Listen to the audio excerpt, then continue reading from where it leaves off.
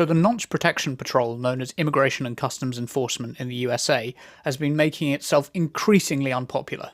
Interestingly, among Democrats, 74% support the abolition of the Epstein Distraction Patrol, while only 12% of Republicans support abolishing this loser brigade. This is ultimately because Republicans and the right are naturally servile to authority. It's like serfs. They can't help themselves when a billionaire or state enforcers tell them to get on their knees and obey. They will justify anything the state is willing to do to them if they think someone else will get it worse. So long as they're attacking the transgenders and the immigrants, Republicans will accept any level of authoritarianism.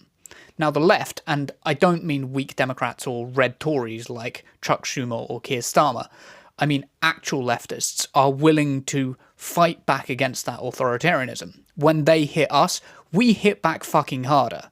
There's a reason that libertarianism was originally a left-wing movement. You can't fight authoritarianism if you're a total serf to billionaires like these right-wing libertarians are. If you submit to the rich and their state apparatus, you were never a libertarian in the first place.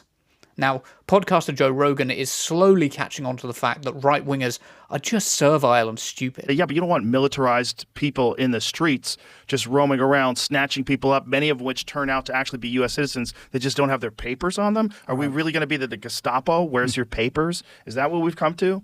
And it is literally that. If you don't carry papers on you in the USA and you have a foreign accent or you're not white, the Nonce Patrol is going to haul you off. They might even haul you off anyway if they don't like how you're looking at them, or maybe they'll just shoot you directly in your face. They don't care. They're accountable to no one, and they're the state enforcers now. I wonder how that happened.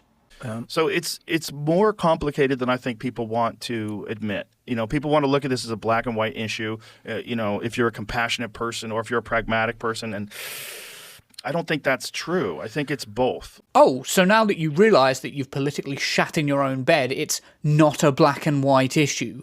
We warned you this would happen. We told you that Trump was a liar who didn't respect democracy and his personnel were all fascists, and you didn't listen. And now we've been proven right beyond a shadow of a doubt, and it's not a black and white issue. In a way, though, you are kind of right. The truth is that a person who would support Donald Trump is neither pragmatic nor compassionate. But I think the argument needs to be made again and again, and the left needs to hear that they have created this situation by disobeying the immigration laws, by ignoring the deportation orders, by not reporting people who are committing crimes. Here we have the end point of American right-wing libertarians. If you disobey the state nonce patrol, if our Epstein enforcers don't like you, if the jackbooted thugs of the state don't like you, then you deserve to have the boot of the state brought down on you. For those who don't know, this is Rand Paul. He's like the godfather of American libertarianism. And here he is saying, no, it's your fault if the state sends secret police to smash your face in with no due process.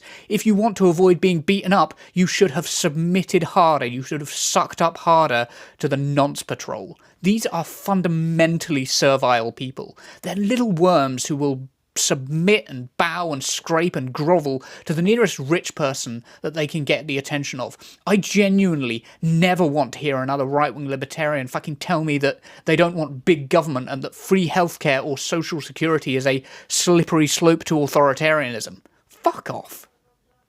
Fuck right off.